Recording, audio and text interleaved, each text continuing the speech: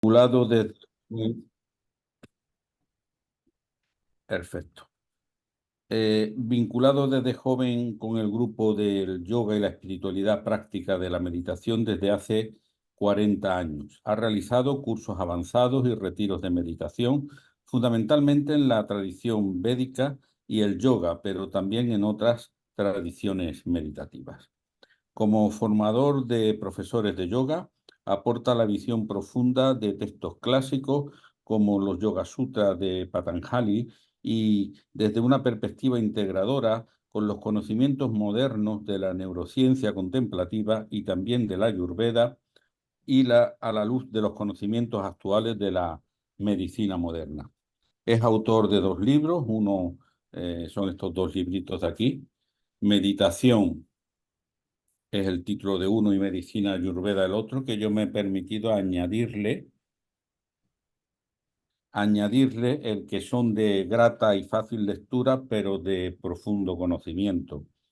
Dirige desde 1995 al Haya Clínica Natural Institute, en el centro vinculado a la práctica clínica de la medicina integrativa y a la docencia de la meditación, la medicina mente-cuerpo y la salud integrativa. Bien, luego añadiré más información con respecto a su web y a los cursos que realiza. Simplemente decir que es un verdadero honor el tenerte hoy aquí, Rafael, y sin más, Gracias. pues, te cedo la palabra y te dejo el grupo y la tarde en tus manos. Muy bien, gracias Eugenio, gracias a todos por estar aquí presentes. Y bueno, vamos a iniciar una charla que la verdad es que intentar condensar la sabiduría de la Ayurveda o del yoga y la meditación en una charla de apenas hora y cuarto, pues va a ser complicado, pero espero daros al menos suficiente información para motivaros a conocer un poquito más lo que son estas ciencias ancestrales que provienen de un paradigma que es bien distinto a nuestro paradigma, ¿no? Que es el paradigma védico. Veda significa conocimiento en la tradición antigua de India y el Veda nos ha trasladado una cantidad ingente de conocimiento acerca de todo, ¿no? Acerca del universo, acerca del ser humano, acerca de la relación del hombre con el cosmos, etcétera, etcétera. Es un paradigma donde de alguna forma se busca que el desarrollo del pleno potencial del ser humano como tal, es decir, de la conciencia, y cómo vivir en ese estado de conciencia superior que nos conecta de alguna manera con la ley natural, con la ley divina, ¿no? Y vamos a abordar la charla que en dos partes, que quiero mostrar. Una primera parte voy a hablar sobre el tema de la Ayurveda y después haré una conexión con la ciencia del yoga y con la ciencia de la meditación. Porque una de las cuestiones más importantes de la Ayurveda es entender que la salud está anclada en tiene como fundamento la conciencia. Y uno de los elementos clave para recuperar la salud y prevenirnos de la enfermedad, que es la práctica del yoga y en concreto la práctica de la meditación. Así que voy a dividir un poco la charla, la hora y cuarto que tengo en estos dos grandes temas que Eugenio me pidió que abordáramos. Voy a compartir algunas diapositivas. Eh, Dejarme a ver cómo lo hago.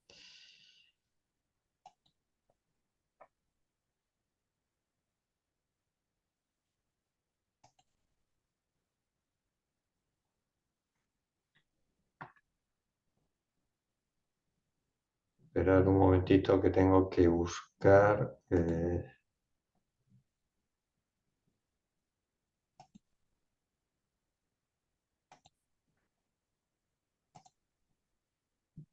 Vale.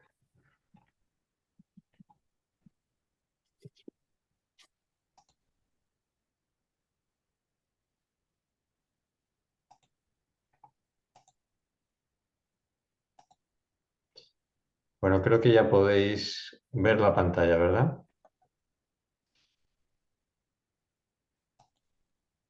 Muy bien.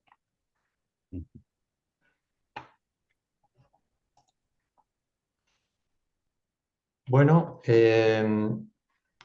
¿cuál es el objetivo fundamental de la Ayurveda?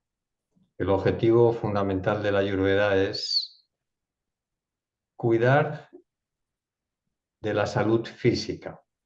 Hay dos grandes aspectos en la salud que no están desvinculados, sino que están tremendamente integrados, unificados, que es la salud mental, la salud psicológica y la salud física, la salud del cuerpo. El Ayurveda va a tener en consideración la salud del cuerpo, mientras que el yoga va a ocuparse fundamentalmente de la salud mental. Sin embargo, esto no son compartimentos estancos, sino que cada una de estas visiones que hace énfasis en algún aspecto más mental o más físico, en realidad su influencia alcanza la totalidad del ser humano, como vamos a ver. Me gusta mucho esta frase de Jim Rohn porque no tomamos conciencia muchas veces de que al igual que podemos cambiar de una casa, de una ciudad, que podemos cambiar de pareja, podemos cambiar de amistades, no podemos cambiar de cuerpo. El cuerpo con el que nacemos es el que tenemos y es el que nos va a acompañar desde el momento en que nacemos hasta el momento en que lo dejamos. Así que no nos podemos desligar del derecho y la obligación de cuidar la casa donde nuestra mente, nuestra conciencia se ancla. Así que esta diapositiva quiere daros una llamada de atención porque la salud del cuerpo va a determinar tantas cosas, va a determinar la calidad de nuestra vida, la calidad incluso de nuestra conciencia, como vamos a ver, que es esencial que le prestemos un autocuidado, que le prestemos un cuidado especial para mantenerlo en plenitud de sus facultades. A ver si me permite pasar.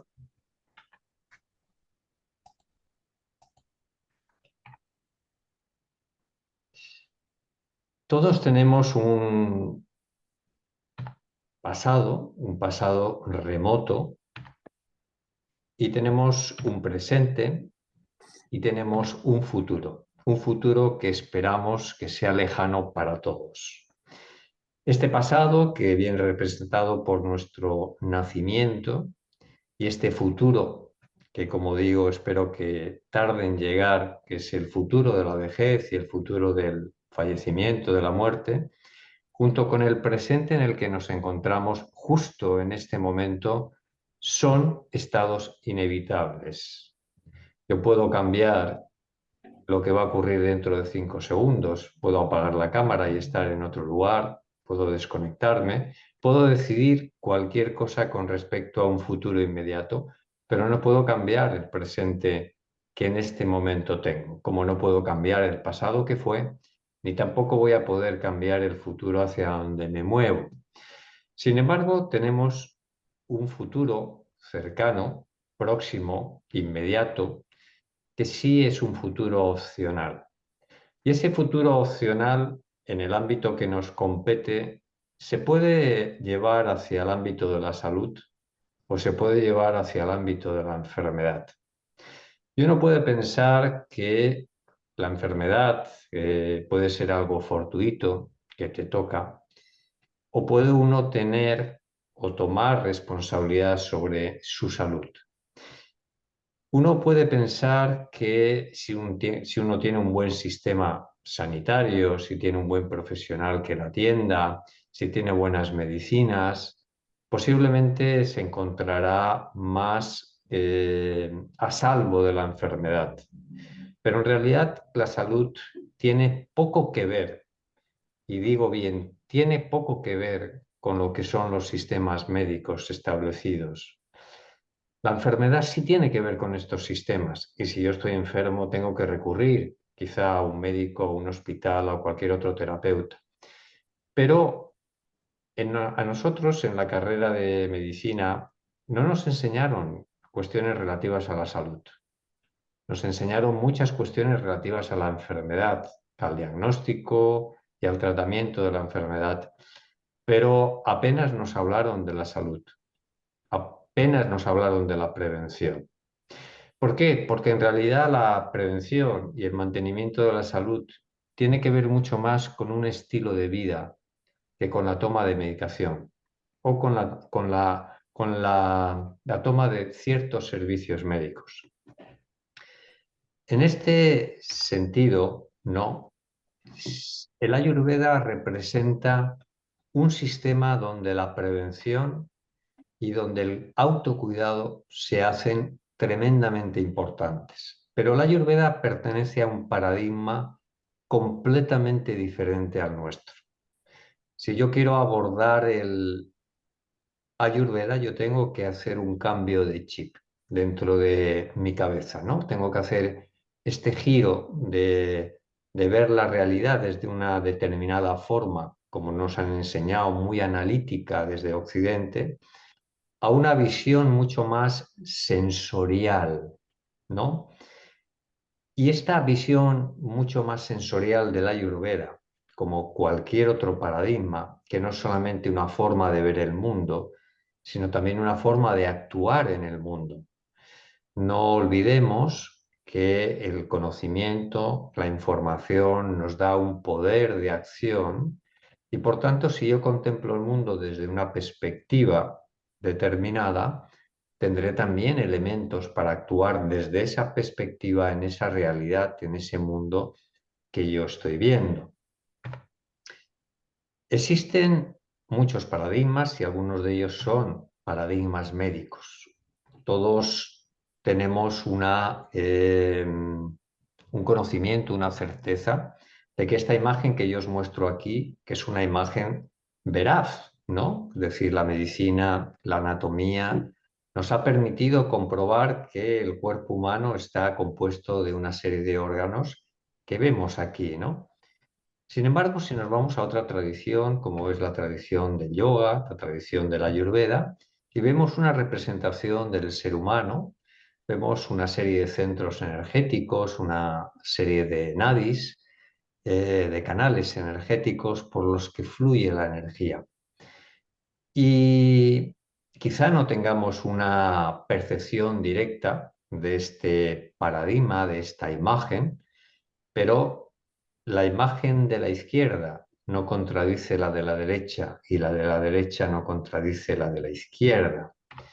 Así pues, tenemos que los sistemas y paradigmas médicos, que en realidad son mapas y códigos de lectura de una realidad que la trasciende, de una realidad que es muchísimo más amplia, ¿no? Estos mapas y códigos de lectura, como es la medicina, por ejemplo, occidental, que tenéis aquí representada, como es la medicina tradicional china, abajo, ¿no? Donde aquí un médico tradicional chino está aplicando una serie de moksas, de elementos terapéuticos con el calor. O aquí tenéis un sirodhara, que es un masaje en el entrecejo con aceite de sésamo en el Ayurveda. O aquí la acción de un chamán en una de las tribus amazónicas. Todos son paradigmas que ven la realidad de una determinada forma y que tienen su propia manera de interactuar con esa realidad. Existen muchísimas culturas arcaicas, como veis aquí, que tienen sus propios sistemas médicos. Estos sistemas médicos, a los que se denominan formas de medicina pretécnica, de carácter empírico, de carácter mágico religioso, ¿no? ¿Por qué? Porque de alguna manera no tenían la consideración, la definición de lo que hoy sabemos que es una medicina técnico-científica. ¿Por qué quiero hablaros en esta introducción de esto? Porque Muchas veces se dice o se incluye en este tipo de sistemas médicos tan arcaicos a la medicina tradicional china, a la Ayurveda, a la Spagyria de Paracelso, tachándolos de medicinas mágico-religiosas o medicinas pretécnicas. Y nada más lejos de la realidad. Nosotros tenemos una clasificación que nos habla desde una asistencia médica espontánea. Tenemos tendencia a cuidar a quien sufre, a quien tiene una enfermedad, a quien tiene una dolencia. Tenemos una serie de prácticas que están relacionadas con lo que nuestros ancestros, quizá nuestros abuelos, abuelas han hecho y que se transmiten de padres a hijos. Si aquella hierba funcionaba para tal dolencia, no sabemos cómo funciona, pero vamos a volver a seguir haciéndolo, ¿no? O vamos a atribuir de alguna forma ciertos elementos de la enfermedad a ciertos espíritus. Y estos son los sistemas mágicos religiosos, ¿no? Todo esto pertenece tanto a culturas arcaicas como a lo que es la medicina popular, ¿no? En la medicina popular, en todos los países, culturas, poblaciones, existen integrados en lo que es la medicina popular este tipo de sistemas. Sin embargo, y quiero llamaros la atención, cuando se define un sistema médico, técnico, científico, ¿no? Que significa hacer algo sabiendo racionalmente qué se hace y por qué se hace, y hacerlo en referencia al conocimiento racional y lógico de la naturaleza de la enfermedad y del remedio, tenemos necesariamente que ubicar a ciertas medicinas como la alopatía, la medicina moderna, la homeopatía o las terapias complementarias dentro de lo que es la parte más moderna de los abordajes médicos, junto con las medicinas tradicionales, la medicina tradicional china, la acupuntura, por supuesto la ayurveda y por supuesto la alquimia espagiria, que es la medicina tradicional de Europa, de Occidente, ¿no? Y que proviene de Egipto. Todos son medicinas técnico-científicas, porque sabemos exactamente, tenemos un conocimiento de la enfermedad, un conocimiento de la terapéutica, pero con una gran diferencia, y es que el paradigma, el lenguaje, el código de lectura que utilizamos es completamente diferente a la medicina occidental, a la medicina actual. Pero no por eso dejan de ser medicinas técnico-científicas. Y esto, repito, quiero enfatizarlo porque muchas veces se tacha a estas medicinas de algo mágico religioso sin fundamento, no científico, y no es así en absoluto. ¿Qué es el Ayurveda? Ayurveda proviene de una etimología de la palabra que es Ayur, vida, pero también extensión, y Ved, que significa ciencia y conocimiento. Por tanto, podemos traducir el Ayurveda como la ciencia de la vida y la ciencia de la longevidad. Si os dais cuenta, no hay mención alguna a la enfermedad, sino que la Ayurveda es una ciencia de la vida, ¿m? Una ciencia de la longevidad, de la extensión de la vida. Y esta longevidad cobra una especial importancia en el Ayurveda. De hecho, el principal texto que podemos decir de la medicina interna del Ayurveda nos dice que comienza así, ¿no? El Ayurveda es para aquellos que desean una larga vida en dirección a la inmortalidad. Y uno puede pensar que esto es como muy pretencioso, ¿no? Es decir, como una ciencia pretende dirigirse a la inmortalidad del ser humano. Y esto tiene diferentes matices que me gustaría abordar, ¿no? En primer lugar, la inmortalidad no tiene nada que ver con la eternidad. La inmortalidad es un concepto relativo. Nosotros somos inmortales como raza, como especie, si lo comparamos con aquellos insectos que viven 24 horas. Nacen una mañana, fallecen una noche. Y si a esos insectos le decimos que nosotros podemos vivir 80, 90, 100 años, evidentemente para ellos somos inmortales. Es decir, la magnitud de la existencia entre ese insecto y nosotros es infinitamente distinta, ¿no? Todo lo que nace tiene que morir necesariamente. La eternidad pertenece a un rango de no tiempo, pertenece a un espacio no temporal, mientras que la inmortalidad ocurre siempre en el seno del tiempo. En todas las culturas eh, hay descritas vivencias, vidas con los dioses, con los dévatas, con los neteru, dependiendo de las culturas, ¿no? Y estas vidas divinas son infinitamente largas comparados con las nuestras, pero un dios nace y un dios muere, solo que su vida es mucho más prolongada que la nuestra. Así que uno debe de pensar que asociado a este término de la inmortalidad, algo más se debe de producir. Y aquí tenemos abajo, en el cuadro de abajo, tenemos a un sujeto que es Bharat Baja, que es el padre, el fundador de la Ayurveda hace muchos siglos, y que nos dice los textos ayurvédicos que disfrutó de una vida infinitamente larga y feliz. Y que los sabios de la época védica, habiendo conocido todo esto, es decir, habiendo conocido la Ayurveda, consiguieron el más alto bienestar y una larga e inagotable vida.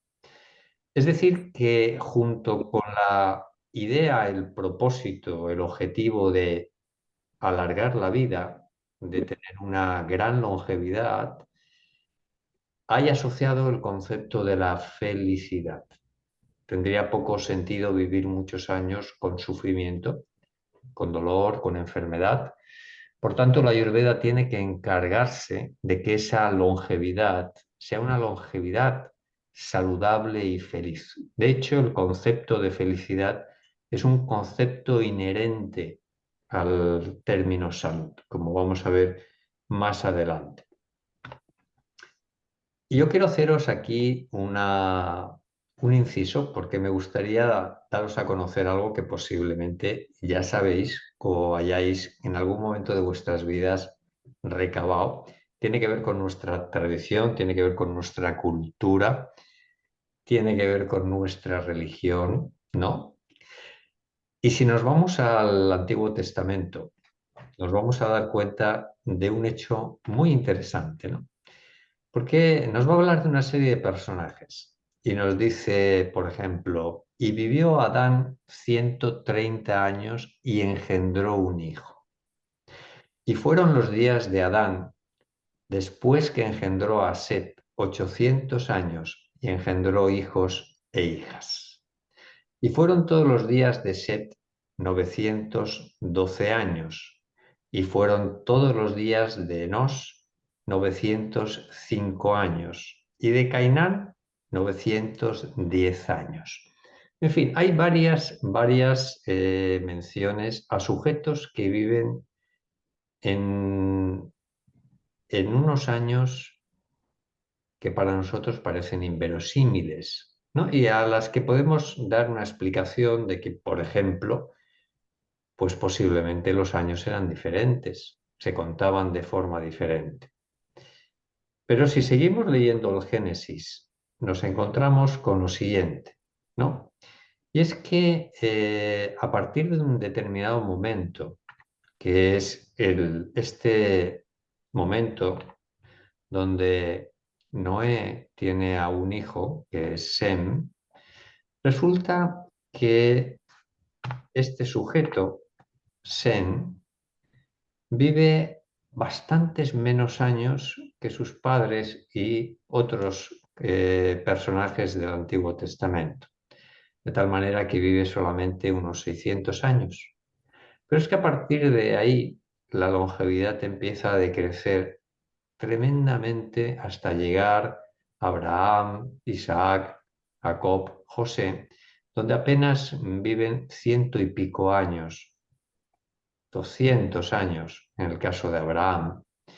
Y uno entonces piensa que si los años eran más cortos y una vida de 900 años podía ser una vida actual de 40 años, porque evidentemente en la Edad Media y demás la gente vivía mucho menos que ahora, nos encontramos que estos sujetos, Abraham, Isaac, Jacob, que vivían 8 años, 10 años, si hacemos la comparativa. ¿Qué quiero decir con esto? ¿Qué quiero llamaros la atención? En todas las culturas hay vestigios de una vida muchísimo más longeva que la que tenemos actualmente. De hecho, religiosamente, en el Génesis se dice que Jehová decía esto: no contenderá mi espíritu con el hombre para siempre, porque ciertamente él es carne y serán sus días 120 años. Qué curioso que la ciencia actualmente nos esté diciendo que nuestro potencial genético nos lleva a una vida longeva de unos 120 años y que nada tiene que ver con las longevidades que vemos en el Génesis, por ejemplo, descritas con estos sujetos, donde estaba el famoso o el mítico Matusalén con 960 y tantos años, creo recordar.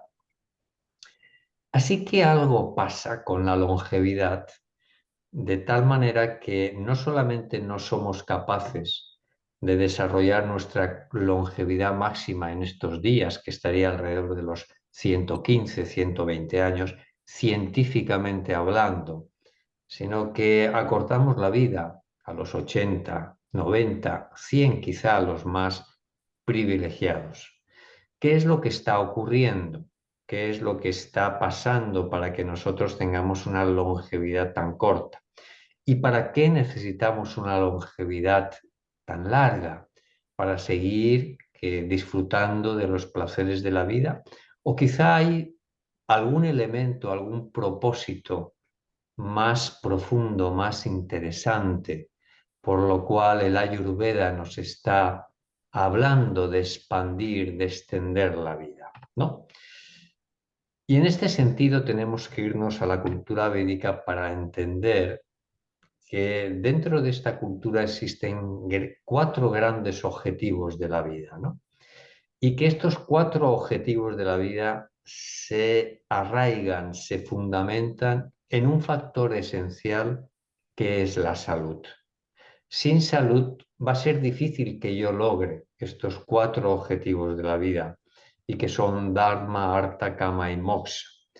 Estos objetivos tienen que ver con lo siguiente, ¿no? El Dharma es la acción virtuosa, es la acción ética, es la fuerza evolutiva y tiene una connotación claramente de vocación, de misión, es decir,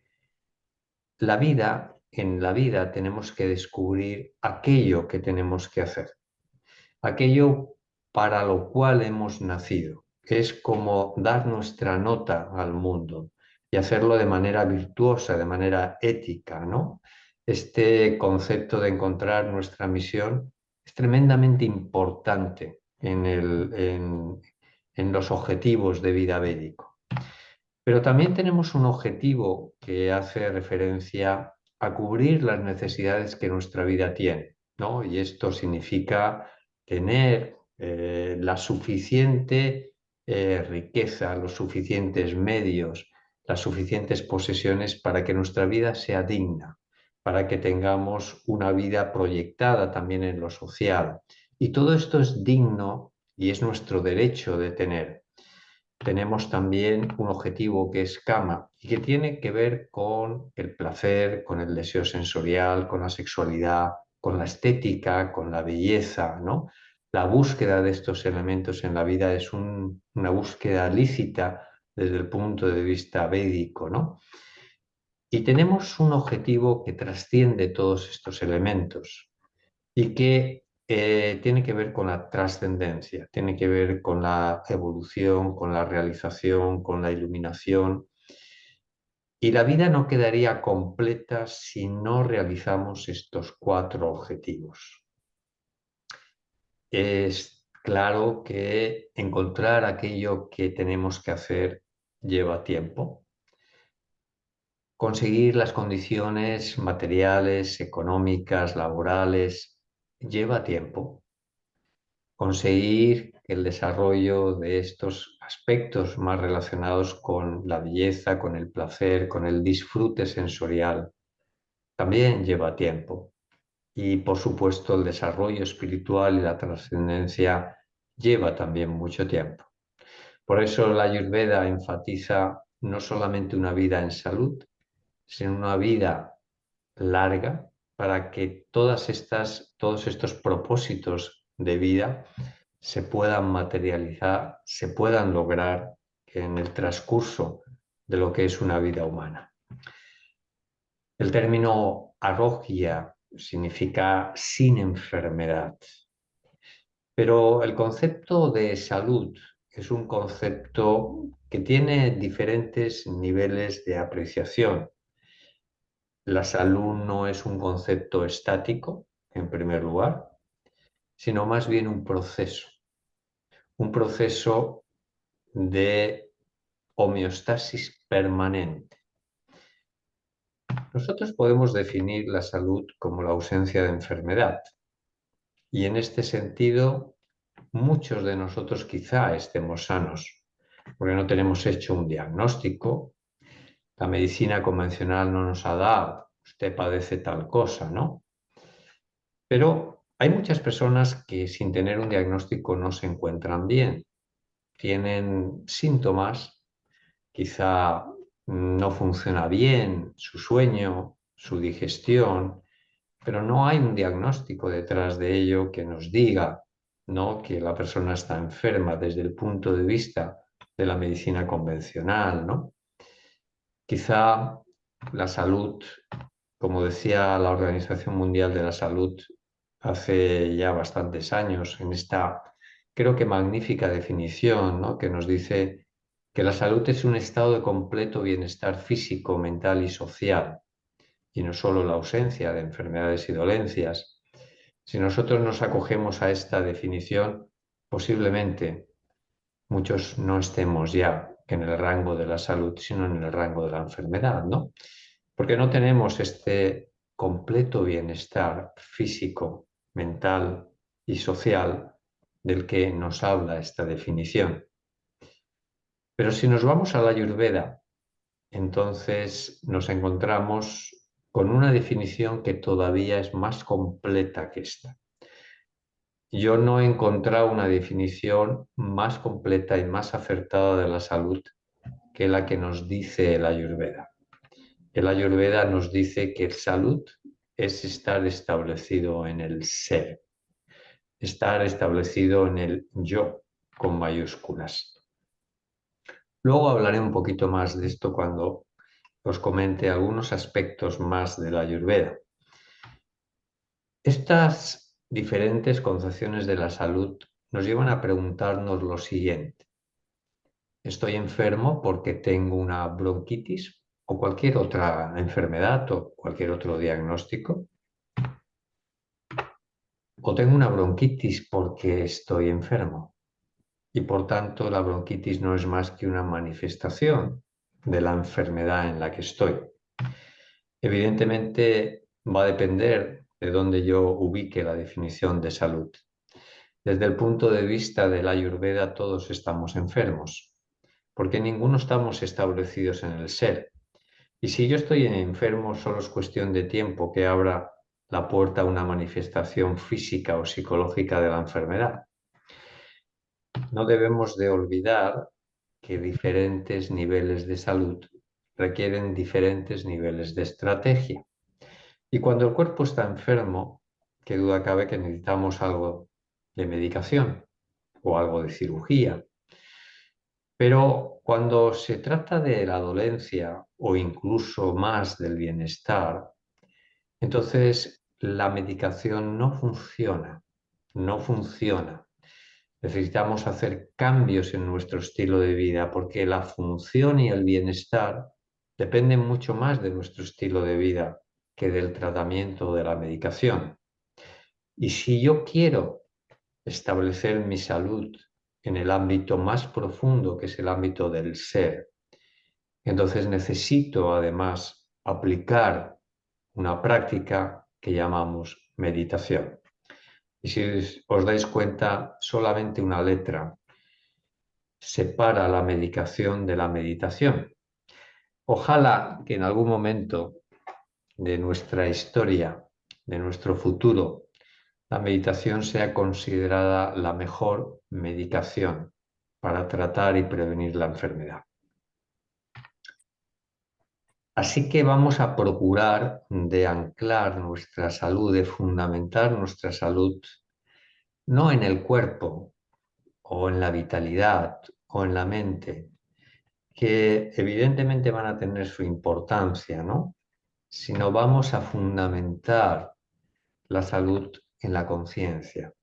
Porque cuanto más profundamente esté arraigada la salud, más estabilidad, más fortaleza tendremos para desregularnos, más capacidad tendremos de resistir los diferentes envites de la vida, ¿no? Sean desde pandemias, sea desde contaminación, sea desde el estrés, porque la vida está llena de todos estos elementos disruptores, ¿no? Perturbadores de nuestra homeostasis. Y si tenemos una salud frágil, nos vamos a desregular, a enfermar fácilmente, pero si tenemos una salud bien arraigada, nuestra capacidad de resistencia va a ser mucho mayor. Así que vamos a escoger este término, swasta, que es el término que nos habla de estar establecido en el propio ser, ¿no?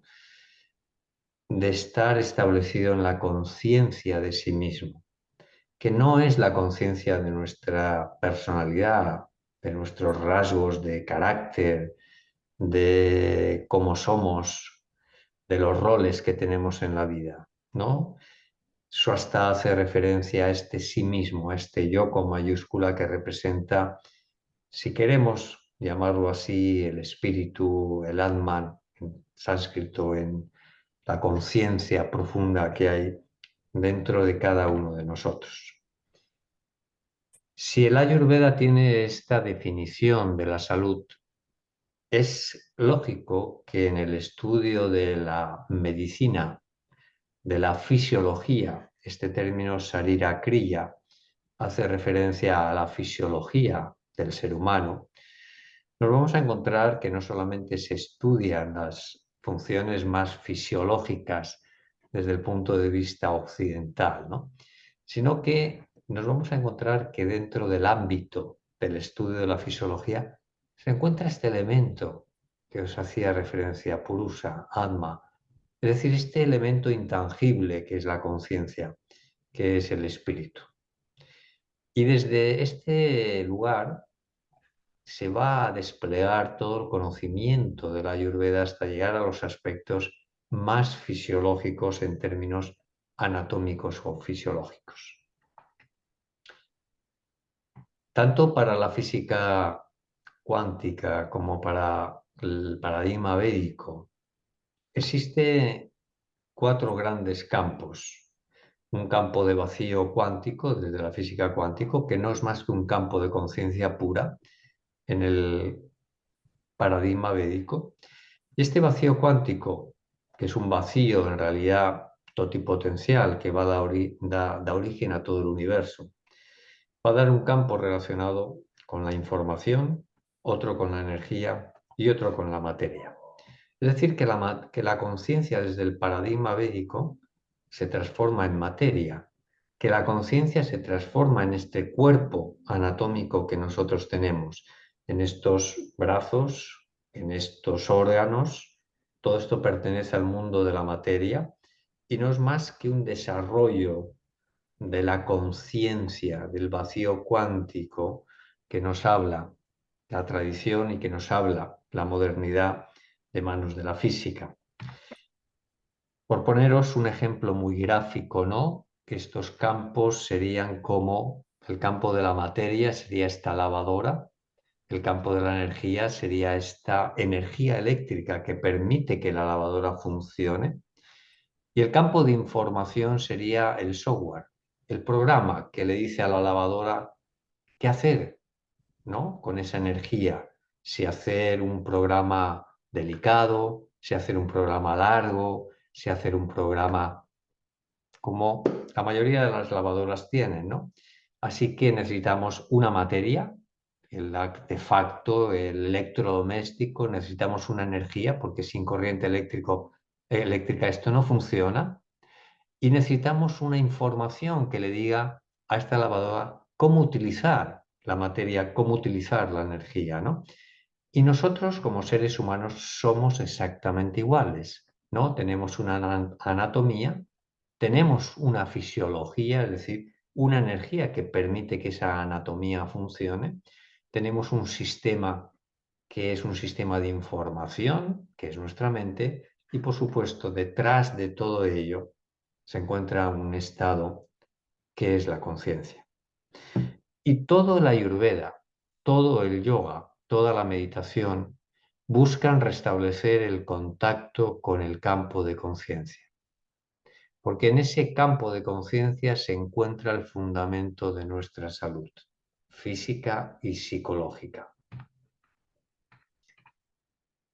No quiero entrar mucho en detalle, pero en realidad hay toda una serie de secuencias bien descritas en la tradición de la Ayurveda, por lo que esta conciencia pura, este ser, esta identidad real que somos, acaba, digamos, transformándose en la fisiología del cuerpo, en estos dosas de los que quiero hablar ahora un poquito, Vata, Pitta y Kapha, que están formados por los 5 elementos espacio, aire, fuego, agua y tierra. Si para entrar un poquito más en materia me voy un poco más a una definición más aterrizada del concepto de salud, no tan etérea, no tan abstracta como este concepto de estar establecido en el ser. Y me voy a un concepto, fijaros bien, descrito en el Sutta Samhita, que es el texto de los cirujanos, porque la Ayurveda tiene una parte que es también cirugía, ¿no? Y que nos dice lo siguiente: aquellos o aquel cuyos dosas están en equilibrio. Los dosas son estos principios operativos de la fisiología. Cuyo apetito es bueno, este Agni, que también es otro principio de la fisiología ayurvédica. Cuyos datus, los datus son los tejidos de los que estamos formados, están funcionando normalmente. Cuyos malas, que son estos productos de eliminación, las heces, la orina, el sudor, ¿no?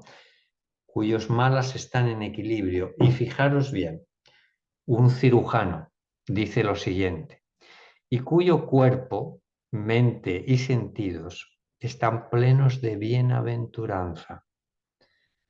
Este individuo se considera una persona sana. De nuevo, el concepto de felicidad, el concepto de bienaventuranza, ¿no? Para que tengamos en cuenta lo importante que es no solo tener estos conceptos como más fisiológicos para que podamos decir que estamos sanos, sino que nuestra mente y nuestros sentidos estén plenos de felicidad, plenos de bienaventuranza. Todo el universo está compuesto de 5 elementos, y esto no pertenece solo a la tradición védica, a la tradición de la Ayurveda, la medicina tradicional china, la medicina hipocrática de los griegos. Todos hablan de un concepto relacionado con los 5 elementos, estos 5 elementos que ahora la física cuántica está equiparando a ciertos elementos de los campos de fuerza, de los spin, etcétera, etcétera, de tal manera que están haciendo un paralelismo entre lo que son los 5 elementos con estos elementos cuánticos de la creación, ¿no? Pero en realidad estos 5 elementos conforman nuestra fisiología. Nuestra fisiología está hecha de espacio, de aire, de fuego, de agua y de tierra. El Ayurveda ha considerado que estos elementos se pueden agrupar en 3 principios, de tal forma que 3 principios que manejan toda la fisiología es mucho más fácil de manejarlos que manejar 5 o manejar la multitud de funciones metabólicas y enzimáticas que están descritas en la fisiología occidental. Si yo tengo solo 3 elementos que comandan todas las funciones del cuerpo y de la mente, actuando sobre estos principios, podré organizar toda la fisiología. Estos 3 principios, basados en los 5 elementos, que como os decía al principio, requieren un cambio de paradigma, requieren un cambio de pasar de una mente analítica a pasar a una mente mucho más perceptiva, mucho más sensorial. Están basados fundamentalmente en cualidades.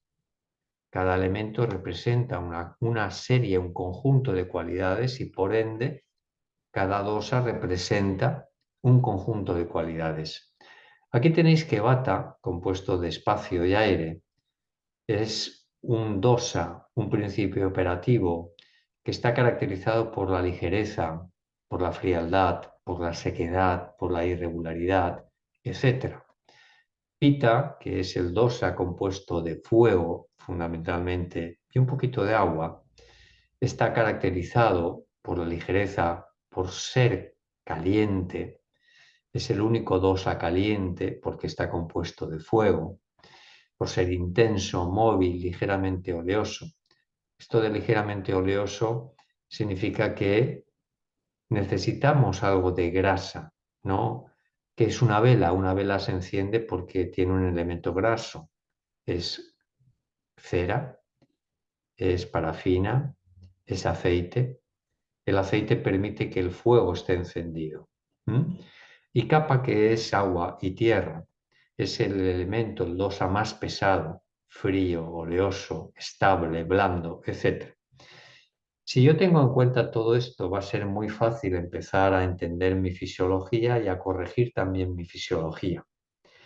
El Ayurveda basa su actuación en la ley de los contrarios, fundamentalmente. Si tengo un exceso de pita, tengo un exceso de calor, tengo un exceso de inflamación, lo que tengo que aportar son cualidades contrarias. Tengo que aportar cualidades frías, cualidades que permitan bajar la temperatura, que disminuyan la inflamación.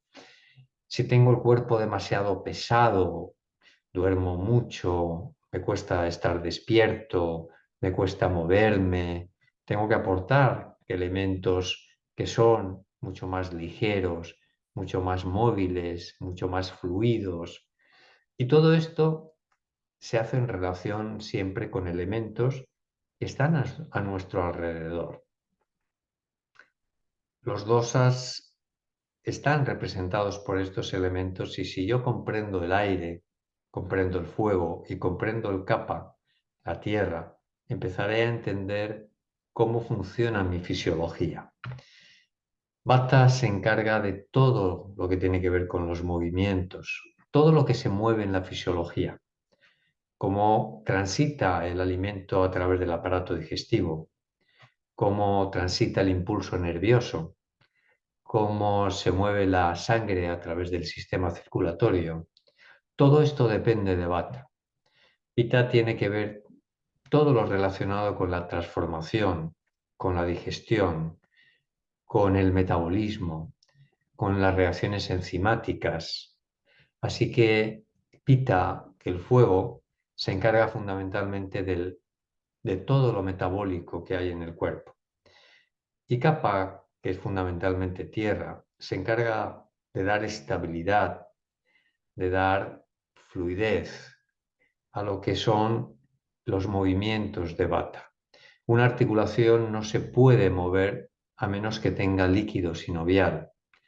La articulación implica movimiento, esto pertenece a Vata, pero si la articulación no tiene humedad, la articulación entraría en un movimiento que crearía fricción y no podría moverse adecuadamente.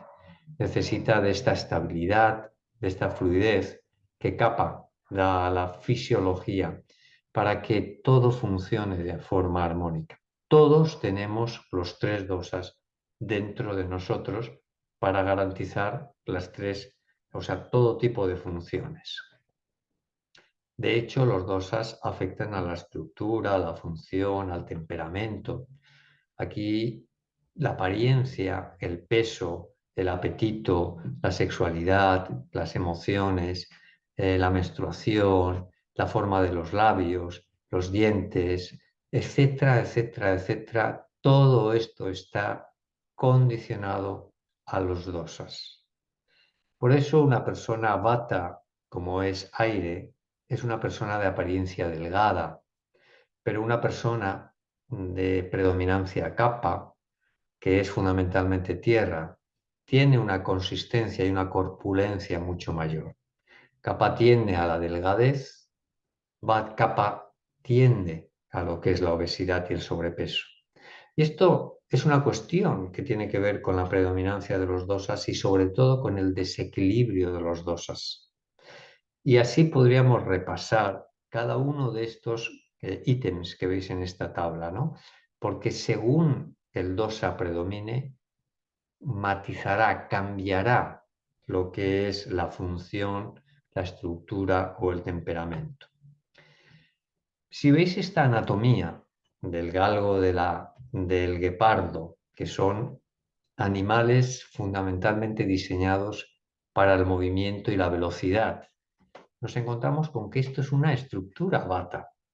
Pero si yo me voy a una estructura como la del Doberman, como la de la pantera, mucho más recia, mucho más fuerte, mucho más destinada a lo que es la competitividad. Todo esto es una fisiología pita.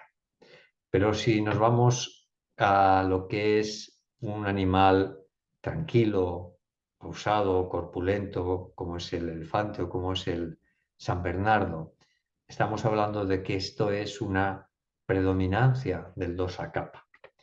Así que estas tres diapositivas muestran de una forma gráfica cómo los dosas condicionan la estructura anatómica de los animales y del ser humano. No voy a insistir más porque evidentemente tenemos un tiempo limitado, porque podríamos entrar a hablar un montón de todo lo que es de las consecuencias. Sí quiero hablaros de que los dosas no están solo presentes en lo que es la fisiología y el ser humano o en otros cuerpos, ¿no? Como son los animales. Los dosas lo impregnan todo. Es decir, todos los alimentos están compuestos de dosas, de tal forma que yo puedo regular mis desequilibrios a través de la alimentación.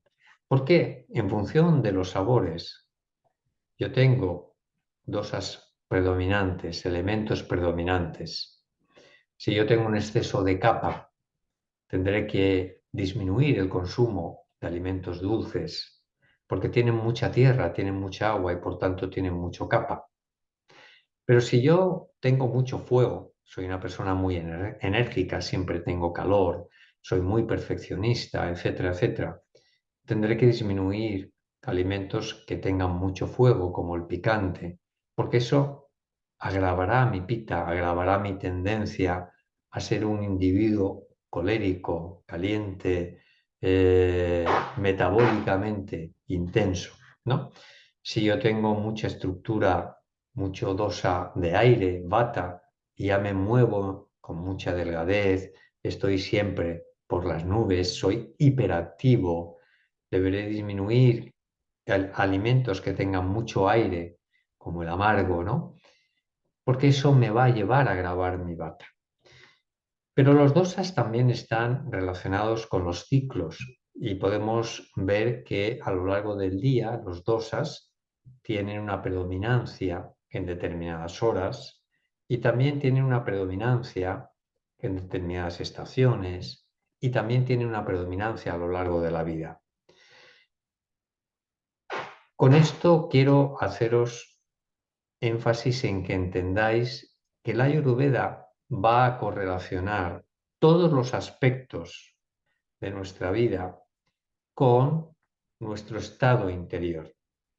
De tal manera que yo pueda, a través del estilo de vida, modificar, regular, equilibrar, entender qué ocurre con mi fisiología.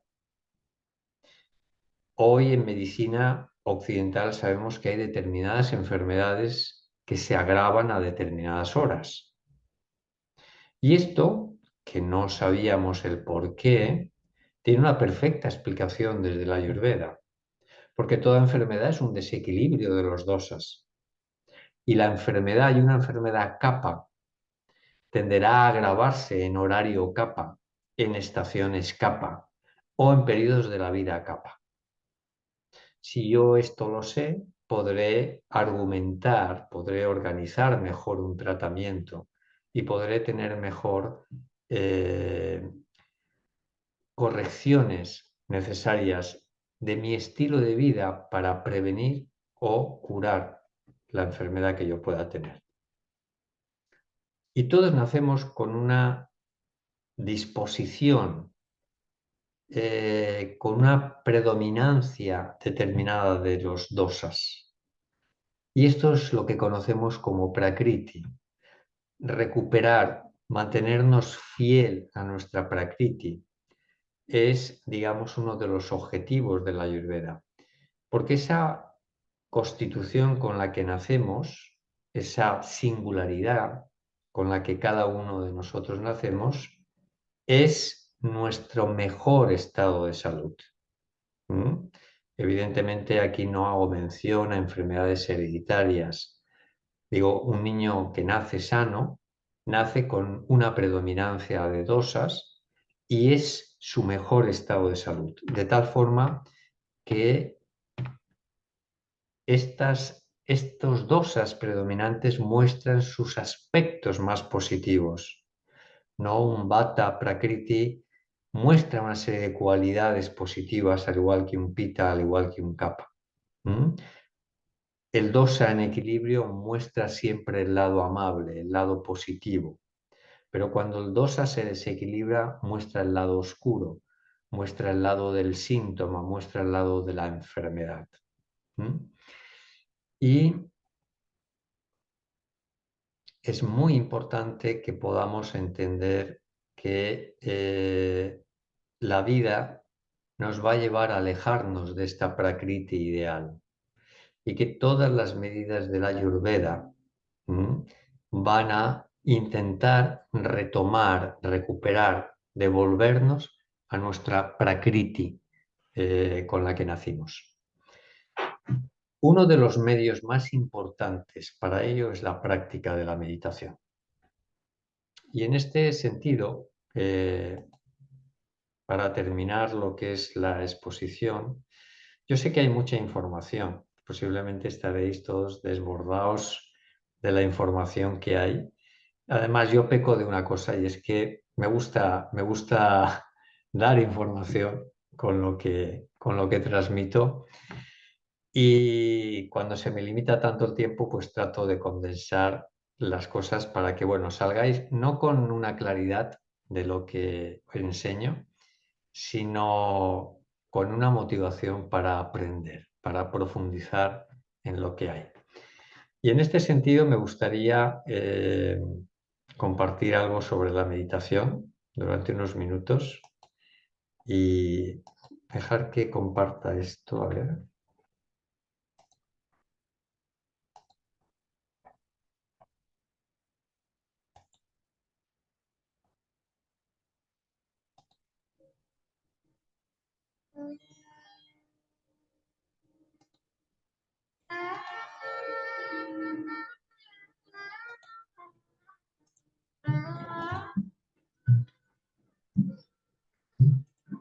Mirad, todas las tradiciones tienen una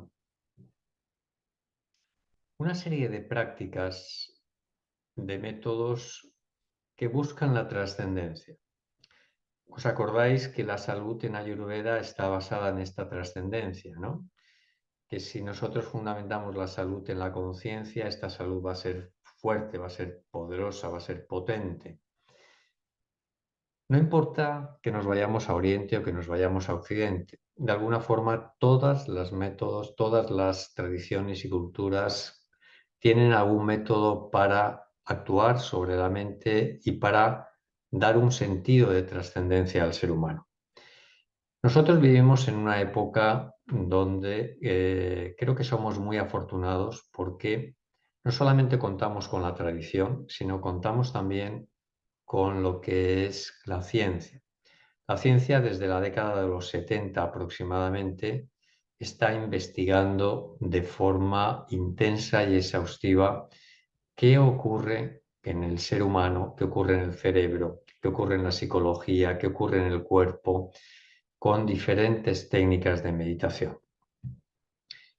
La técnica, como digo, las técnicas de meditación pertenecen tanto a las culturas orientales como occidentales, y yo quiero presentaros una visión, una práctica que proviene de la tradición védica, que está en íntima relación con lo que es el Ayurveda y que es la práctica del yoga. Aunque actualmente tenemos una gran confusión en lo que es el yoga, porque hay multitud de estilos, ¿no? Y casi todos son estilos físicos de práctica, estilos de práctica de asana, de pranayama, de respiración, muy basados en el cuerpo. No debemos de olvidar que el origen del yoga es un origen anclado en el Veda, ¿no?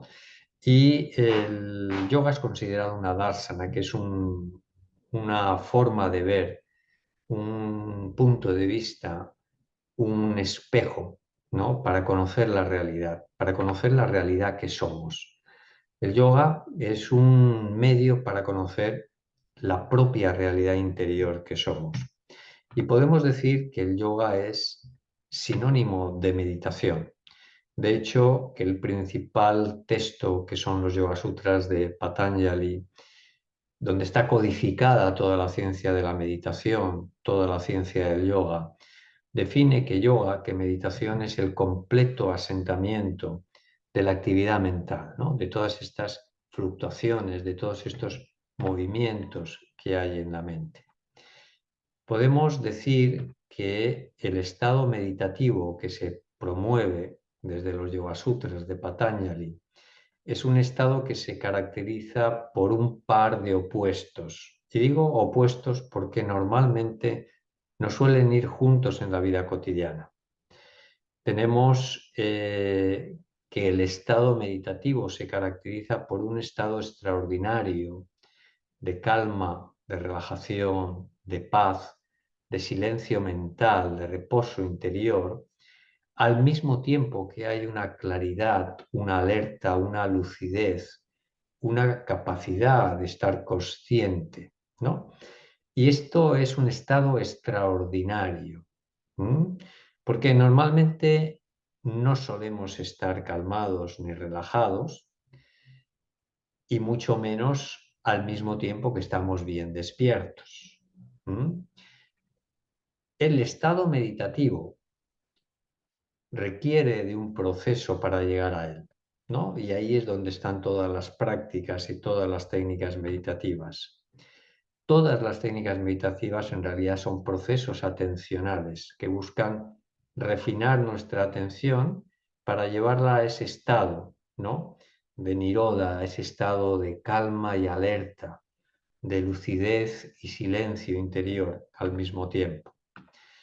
Y todas las técnicas meditativas se pueden clasificar en dónde pongo la atención y en cómo utilizo la atención.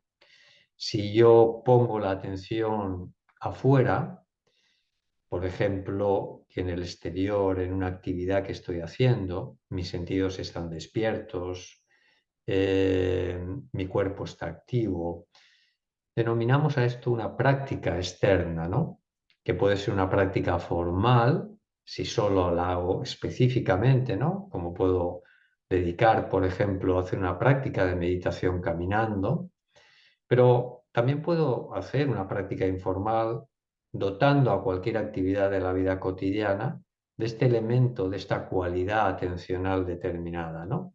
Así puedo ducharme con atención meditativa, puedo lavarme los dientes, puedo hacer cualquier otra actividad, comer, etcétera, etcétera, con una cualidad. Y puedo hacer que cualquier elemento de la vida cotidiana se transforme en una práctica meditativa a poco que le imbuya de una cualidad atencional determinada. ¿Mm?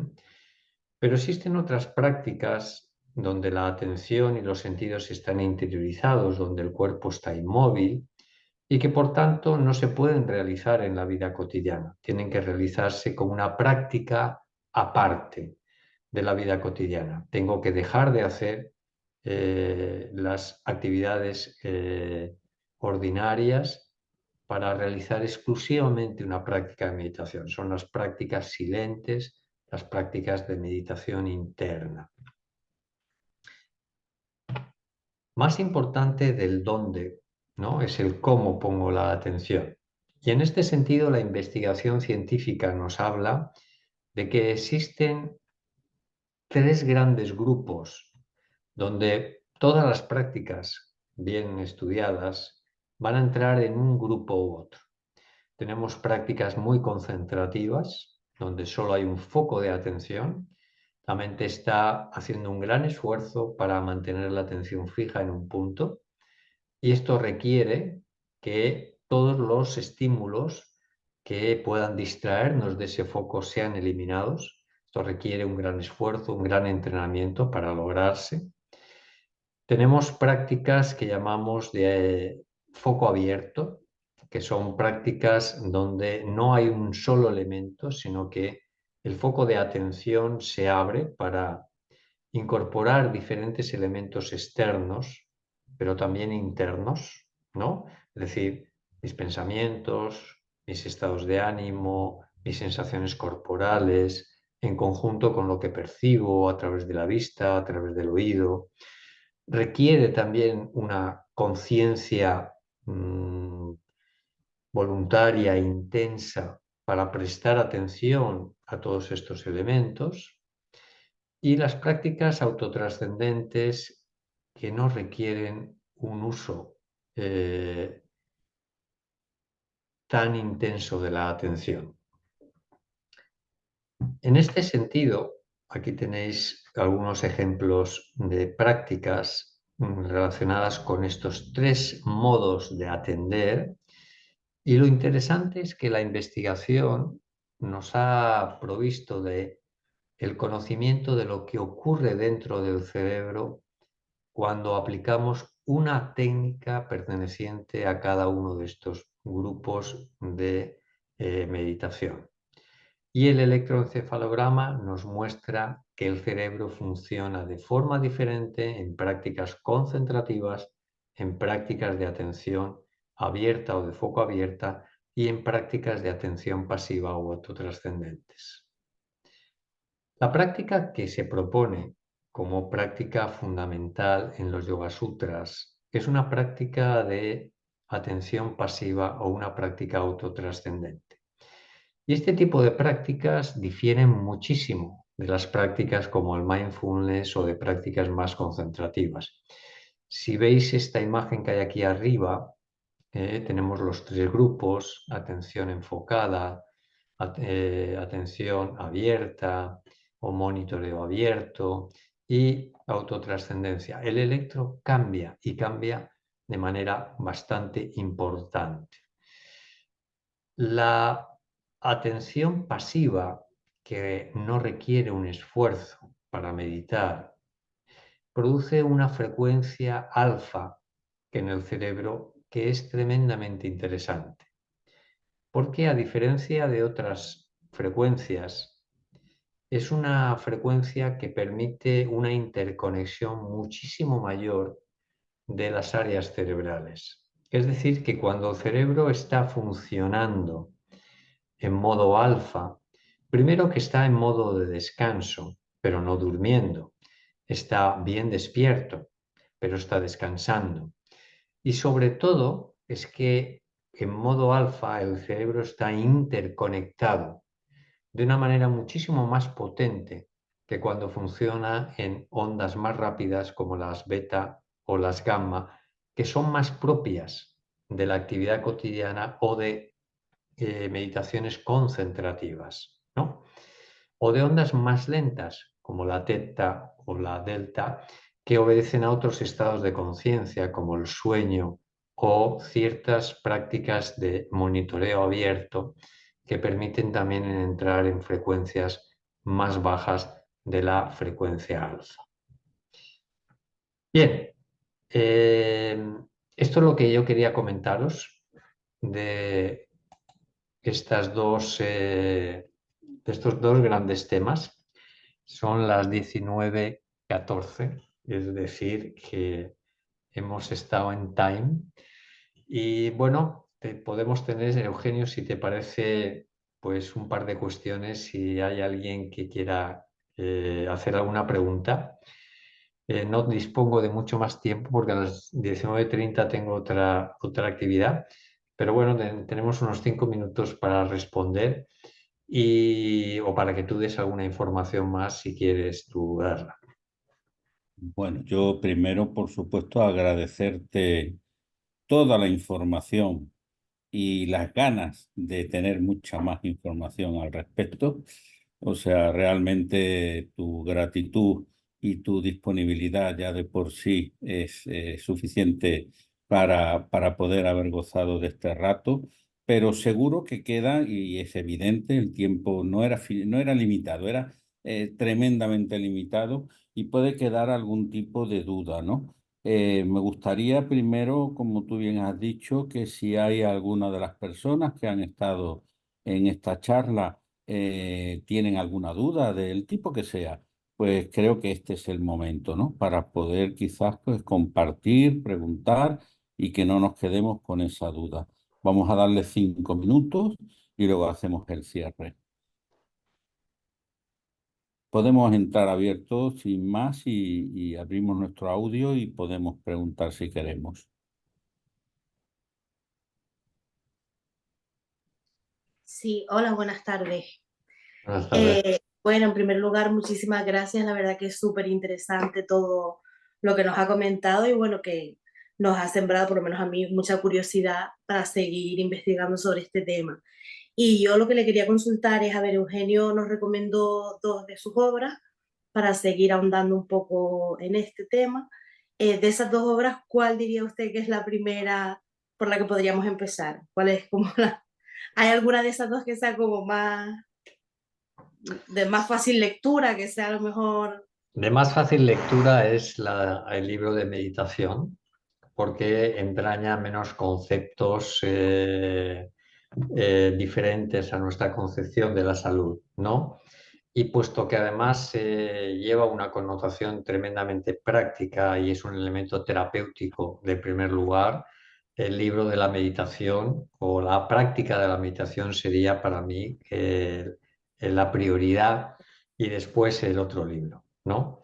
El libro de meditación es un libro que es un complemento al curso que yo doy de iniciación a Niroda Meditación, que es esta práctica de atención pasiva, ¿no?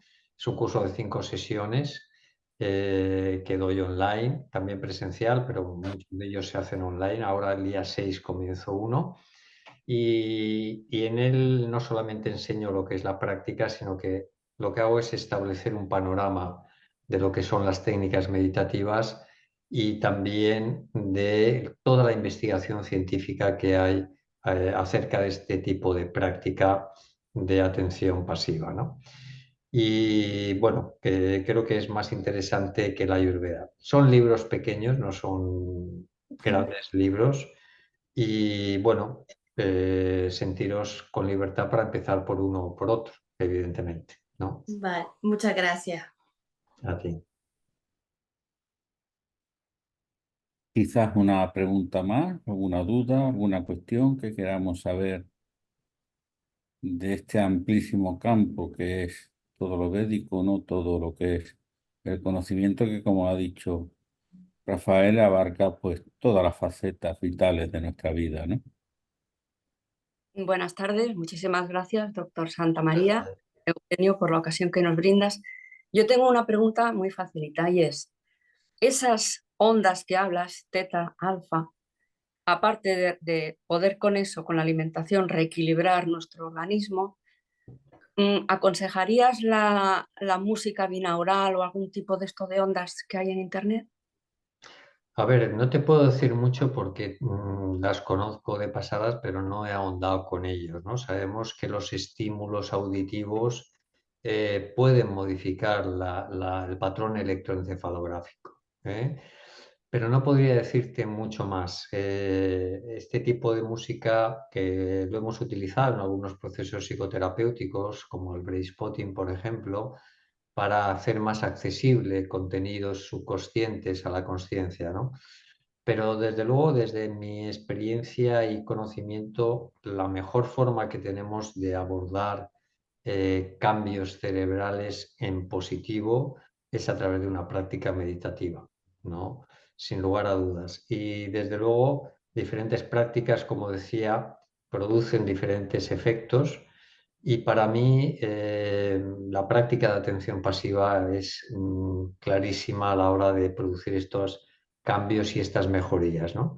De hecho, yo suelo combinar, creo que la práctica del mindfulness y la práctica de la atención pasiva son en algunos aspectos complementarios, pero son técnicas diferentes, ¿vale? Y bueno, a lo largo de los retiros o de los cursos siempre suelo combinar alguna práctica de mindfulness en relación a la práctica básica de atención pasiva. ¿Mm? Muchas gracias. A ti. Quizás tiempo a una más, que no nos quedemos con eso que nos apetezca preguntar. Bueno, evidentemente lo importante es el abrir camino, ¿no? Y el que quizás pues podamos nutrirnos todavía mucho más, tanto de lo que supone en sí la experiencia de Rafael, como muchísimo más de todo lo que transmite a través de esos conocimientos de nuestros ancestros y de culturas que realmente nos nutren y que nos deberíamos, como mínimo, de picar la curiosidad para seguir caminando en el conocimiento y, ¿por qué no?, en la inmersión en ellas. Bueno, Rafael, darte no mil, 1 millón de gracias por tu total disponibilidad, por tu eficacia y por todo lo que supone el tenerte hoy aquí. Seguro que se cruzarán más los caminos, quizás en algún curso de los que tú magníficamente das, y si no, pues también quizás en alguno de los retiros que de una u otra manera fue lo que nos hizo confluir en el conocimiento del uno sobre el otro. Y al resto, pues daros también las gracias infinitas por este estar presente, por vuestra presencia, porque creo que realmente merece la pena ahondar en el conocimiento y porque de una u otra manera, como ha explicado perfectamente Rafael, el tiempo es algo relativo. Y por tanto, pues el abrazo y mis mejores deseos vayan para hoy y para siempre, y que cada uno ponga el límite de ese siempre como quiera. Muchísimas gracias. Una cuestión más, perdón, vamos a tener la grabación, ¿verdad, Rafael? ¿No tienes inconveniente? Sí, sí, Eh, no tengo en ningún la grabación inconveniente. de la sesión para que la podamos, si queremos, escucharla y verla con detenimiento. ¿Vale? Muy Pues lo bien. dicho, muchísimas gracias, Rafael. Si quieres despedirte tú también, lo que quieras. Sí, yo te agradezco la oportunidad. La verdad es que para mí es un placer transmitir este conocimiento que creo que es tremendamente útil, ¿no?, para la vida de las personas. Y nada, quedar a vuestra disposición. Tenéis toda la información en la página web que tengo. Entonces, si queréis, os la puedo compartir. O la compartes tú, lo que quieras. Sí, yo les voy a dar toda la información esta. Vale, de todas formas, si quieres también te mando por el WhatsApp a ti la información, que tú Perfecto. sí que la compartes con ellos, ¿de acuerdo? Estupendo, estupendo. Muy bien, pues muchísimas gracias a vuestra participación, vuestra paciencia, por estar ahí todo el tiempo, y espero que tengamos oportunidad de vernos en alguna otra ocasión o en algún otro momento. Gracias y hasta siempre. Gracias, Eugenio. Muchas gracias a ti y a todos. Gracias. Gracias, Eugenio. Gracias. Gracias. Muchas gracias. Muchísimas gracias. Doctor, muchas gracias, Eugenio. Saludos. Hasta luego.